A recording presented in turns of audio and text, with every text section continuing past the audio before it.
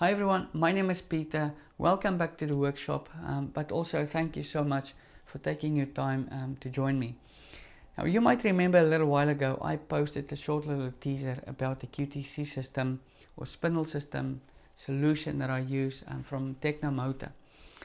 And I happen to have a job that I have to manufacture a couple of 15mm components, and I thought this might just be that perfect opportunity to take you along and to show you exactly how that works.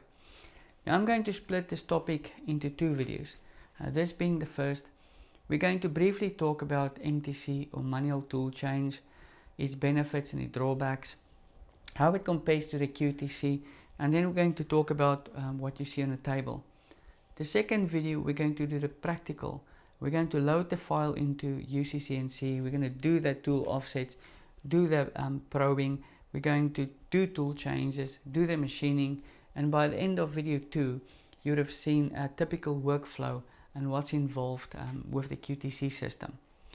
Now, just a bit of housekeeping. You might hear me talk interchangeably of MTC or manual tool change and QTC and quick tool change. I don't want you to get confused. I'm just going to refer to either of those full names.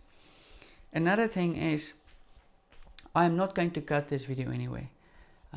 What you see with me is what you get. I want to be my authentic self, and this is just the way it's going to be. The mistakes I make, I don't care about that. For me, it's more important to get a video out than to go and fix my mistakes afterwards. What I forget in the first video, forget to say, or important things, I will mention in the second video. Then the last three things that I assume you know. The first is that you have to home your machine. Mine is set up, or my system is set up in such a way that I can't do anything bar jog. If I hit cycle start, I get a prompt that you haven't homed your machine. Now I actually like the safety feature because we humans tend to forget very important things from time to time. The second thing is that you know that, and this is a free access machine, that these machines work on an axis basis or at coordinates. This is a x-axis, a y-axis, and your spindle is normally your z or your z-axis. The very last thing is that you at least understand how a job offset or a work offset work. And normally you set your work offset at the top of your raw stock, or your component, or even the bottom of your stock or your component. Now I know there's instances where you would have it somewhere else, but generally it is set at the top of your stock. Now that we have that out of the way, we can get to the juicy bits. Now I think many of us have started in the manual tool change world, hobbyist, machinist, it doesn't matter. And the principle is the same, where you have a balanced lock nut, you have your collet in the middle with your tool, you screw that into the bottom of your spindle and you work away.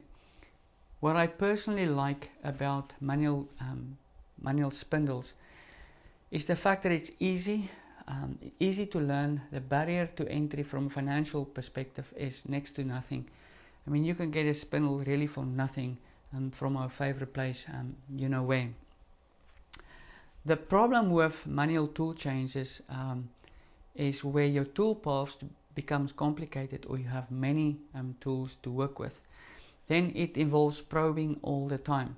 Now the last time I worked with a manual tool change spindle is where there was a screen set available where you had a static touch-off plate somewhere on your machine, and every time you do a tool change, after you do the tool, lock your nut in, it will come and it will probe that specific tool. Obviously, because it doesn't know the offset of the tool in relation to your workpiece. Now in that case, you do your work offset once, but every time that you change the tool, it has to probe your tool to know where it is in relation to your job offset. So that is a drawback. What I do like about the manual tool change world is that because there's so much more involved, you really start to think about your toolpath strategies, how you design it, where you use what tool, so you don't use tool 1, then another tool, and then tool 1 again.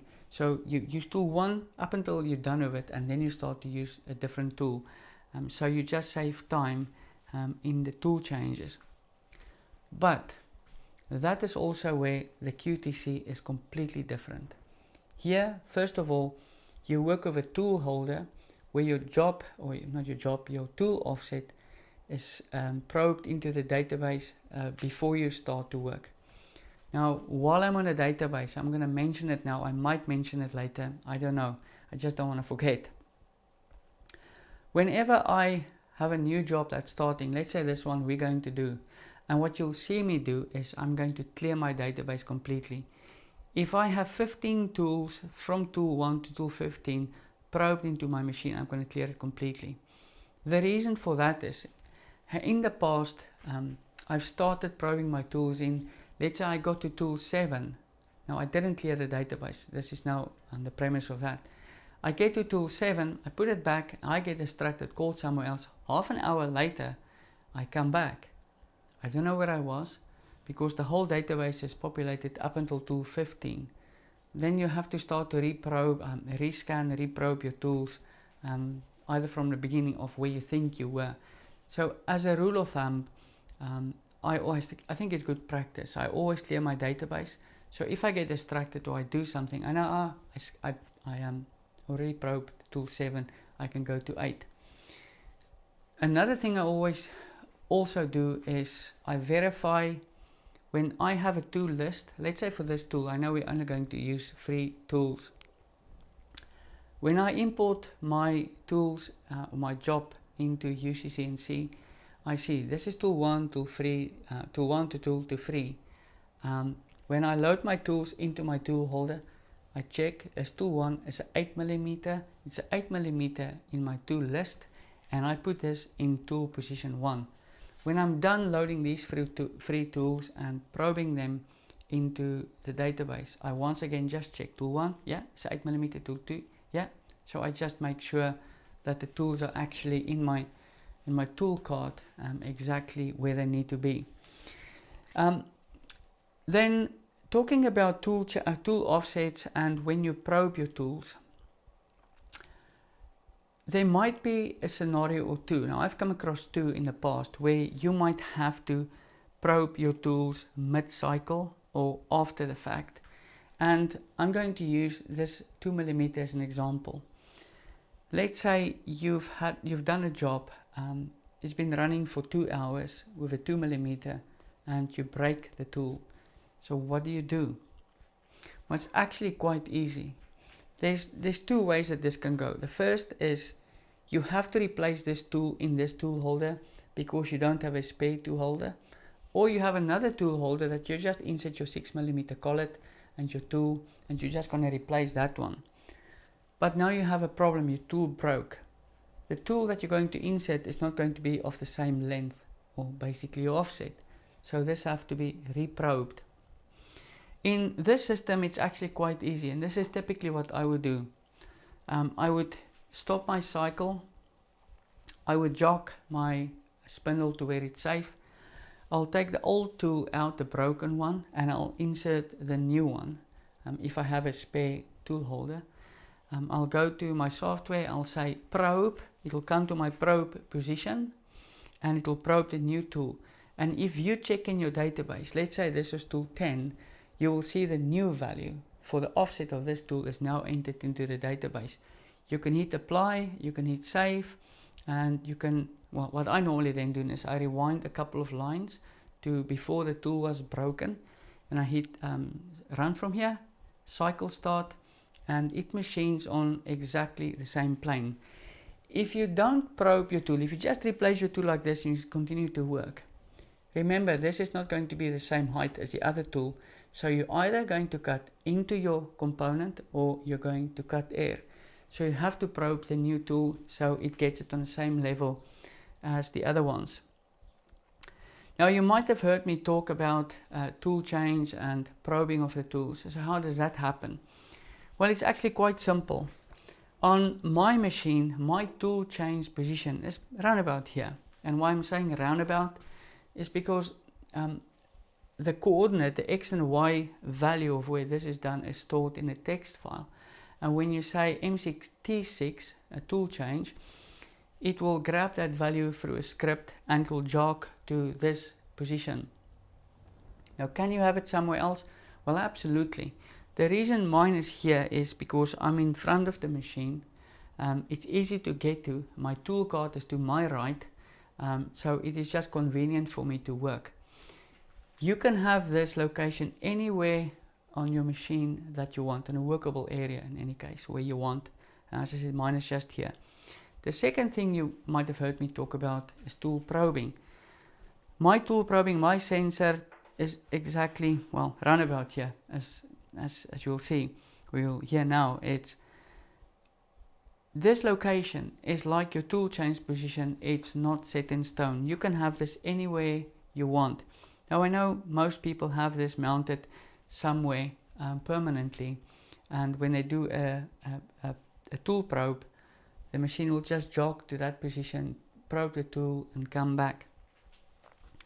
The reason for mine being here in front is the fact that I do my tool change here, and in the beginning, when I probe my tools into the database, it just comes. So the distance between these two is very close. It doesn't have to go to the back. But I also sometimes work in the front. So what I will do is, once I've probed my, let's say my 10 tools in, I'll put my probe away and my sensor away, and next time that I want to use it, I will just have to put it back in the location where the tools will be probed.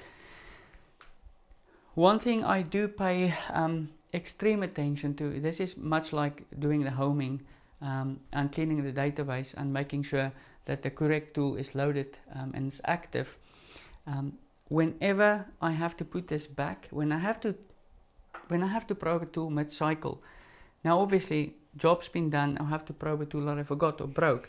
I always clean the bottom of my sensor, and I make sure I clean that, because you want that on the surface that you used to probe the first time.